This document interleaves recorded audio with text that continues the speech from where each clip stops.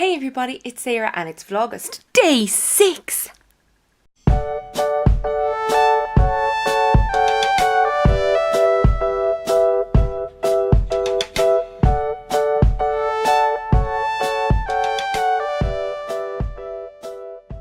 So today I'm going to do nothing. This is my 5th time recording this intro, which is bad.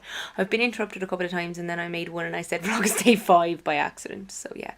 I'm also going to do in the rest of this vlog a book review, so stay tuned for that. Well, I figure Oprah has her book club, so now Sarah's going to have hers. It's going to be just as famous. So today is the 6th of August, and for any big film fans, you'll know that means it's John Hughes' anniversary. It came up in my memories this morning that John Hughes is dead 6 years today. I can't believe it myself. So I decided I want to have a bit of a John Hughes movie marathon. So I was trying to think of films that he was involved in. So for people who know John Hughes, you'll know he was absolutely brilliant. He was my favourite of all time writer, director and producer. But some people are probably like, John Hughes, that name means nothing to me, but he has made some amazing films over the years. I mean, Pretty in Pink, The Breakfast Club, 16 Candles, the vacation films. So the original National Lampoon's Vacation, European Vacation, Christmas Vacation. He was involved in Home Alone. He made Home Alone, Planes, Trains and Automobiles, Uncle Buck, The Great Outdoors, just to name a few. So I went on I went on Wikipedia to find a list of his films, and so I have compiled a list, so let me just put that there. Hopefully you can see it, kind of. Okay, so let's go through this. Okay, so these are my list of John Hughes films. I'm going to put it like this, actually. John Hughes films for my movie marathon. So I'm going to name out the films that I have on my list, and yeah, so I have Mr. Mom. Mr. Mom, I love that movie. National Lampoon's Vacation, 16 Candles, The Breakfast Club, European Vacation, Weird Science, Pretty in Pink, Ferris Bueller's Day Off, Planes, Trains and Automobiles, The Great Outdoors, Uncle Buck, Christmas Vacation, Home Alone 1 and 2. Now, he did also make Home Alone 3, but I didn't like that. Career Opportunities, Only the Lonely, Dutch, Curly Sue, Beethoven, Dennis the Menace. That'll be Dennis the Menace with the blonde hair, not the British version of Dennis the Gnasher. Baby's Day Out, A Miracle on 34th Street, obviously the 94 version, not the black and white one from years ago. 101 Dalmatians, the live version, the one with Jeff Daniels. Flubber, Just Visiting, Newport South, Made in Manhattan and Drillbit Taylor. Now I think there might be 1 or 2 films left off the list, but anyway, Career Opportunities and Newport South, as you will see, have circles around them because they're the only 2 films I haven't seen. That's right, I have seen more than once, I might add, every single other film on this list. And that, my friends, is why he is my favourite director, writer and producer of all time. Because I honestly don't think there's another person who wrote, directed or produced that I have seen so many of their films. I mean, Kevin Smith, I've seen all of Kevin Smith's films, I think bar one. I think I didn't see Red State. But he doesn't have as many, So, yeah, this is it, my John Hughes movie marathon. So I must get a start on that. I don't think I'll watch them in order of like Mr. Mom, then National Lampoons. I think like if I watch Mr. Mom and then I decide to watch Vacation, I think I'll watch the 3 Vacation films together. Just like I would watch the 2 Home Alones together. I'd put 16 Candles, Breakfast Club and Pretty in Pink together because they all have Molly Ringwald.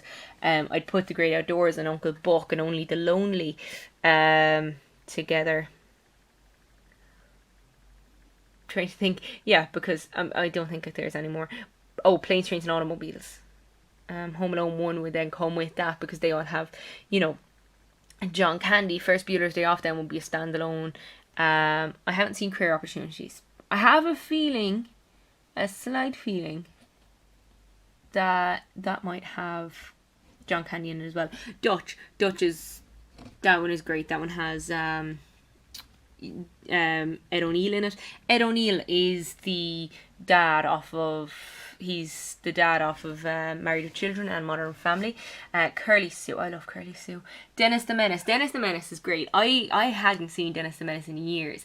Then we got Sky Movies for a while at Christmas, and I was flicking through the, they have their on-demand movies, And here was Dennis the Menace, so me and my father sat down and watched it. And I love it. Walter Matthau, he's hilarious in it.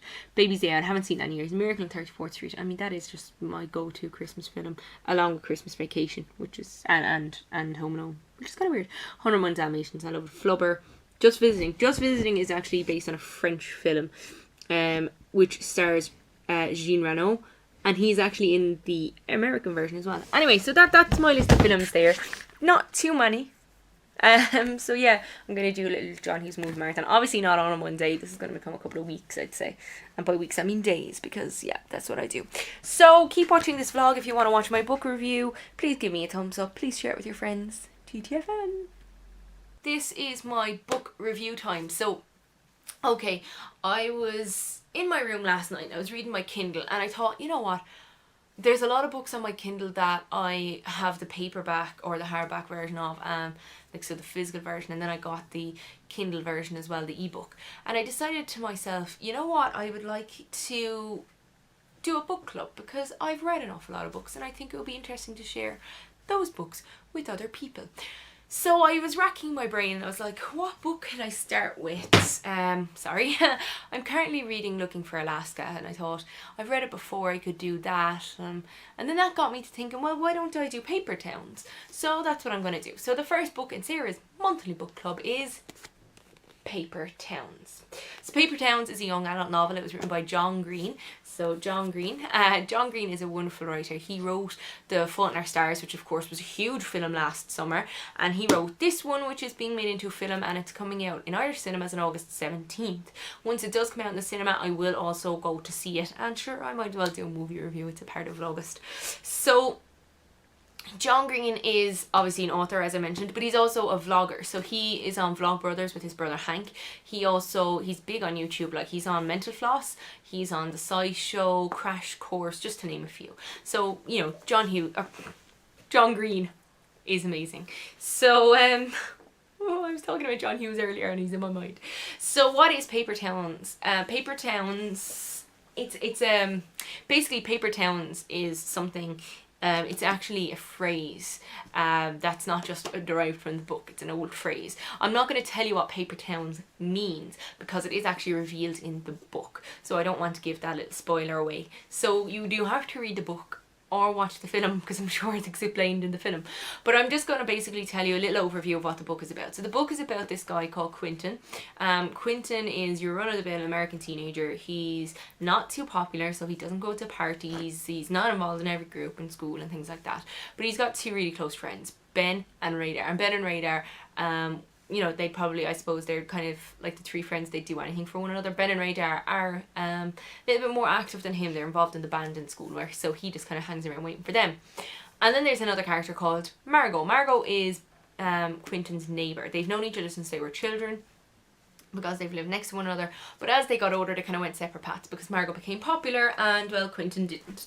So at the beginning of the book, we just get a little bit of an insight into their childhood. So there's a small scene at the beginning of the book, or should I say chapter, because it's a book, not a film. There's a small chapter at the beginning of the book about the two of them when they're children, and then the next section of the book kind of tells you about Quentin himself and his life and his friends. Now, one night Quentin, I should mention that he's a senior in high school and he's a couple of weeks from graduating. So one night he's asleep in bed and he's woken by his neighbour, Margot. He's in love with Margot. He's been in love with her for years. So Margot wakes him up and brings him on an adventure. This is different for Quentin. Quentin's never done anything like this before, so he tags along. The next day, Quentin gets up, goes to school, and notices Margot isn't there, but thinks to himself, you know what, she's probably tired after the night before. But when he gets home, the cops are in his house and Margot has gone missing. Quentin feels then that it's up to him to actually find her, because her parents are kind of like, yeah, well, she's gone now. She does this the whole time. They change the locks in the house or whatever. So it's up to him, he figures, to find her and bring her back, because nobody else seems to care. So he follows a trail of, I guess what you call secret messages to find her.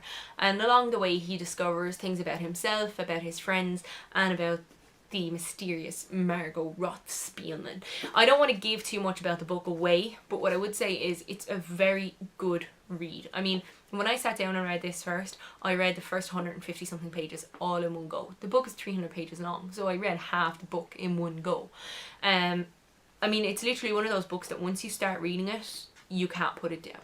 And I did find that quite nice about a book, because I don't like when you're reading a book and you find that it's a chore to actually read it. I like reading a book and, you know, looking at the time and realise a couple of hours has passed.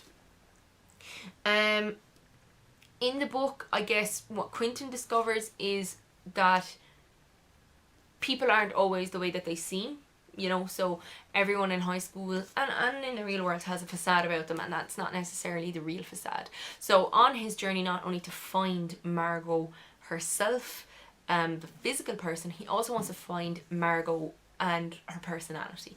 And that's, I think, a good underline to the book, that, you know, just because you seem a certain way doesn't mean you are, and that you shouldn't, I guess, judge people just because of the people that they hang out with, or even the way that they, you know, the kind of persona that they give off.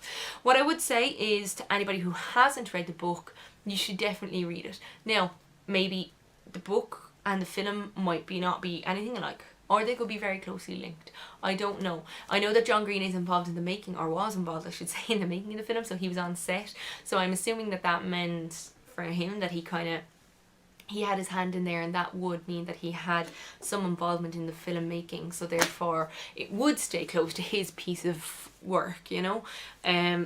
So what I would suggest is to definitely read the book. I'm not sure about the film yet, as I said, because it's not out, but once it is out, I will watch that and I'll let you know whether you should read the book first and then watch the film, or the other way around. If you have read the book, please let me know what you think. If you are going to read the book and you do read the book, let me know what you think. But this is definitely my recommendation for this month. It's John Green, it's Paper Towns. It's not the kind of book that you're going to spend months trying to read. You could read it in one day, maybe two, or you know what, it's the kind of book that you can read a chapter, put it down, read a chapter tomorrow. You can read it chapter by chapter, or 2 chapters at a time. It's definitely worth it in the gloomy summer that we're having to read Paper Towns. So that's it, that's my review. Please let me know what you think. Bye!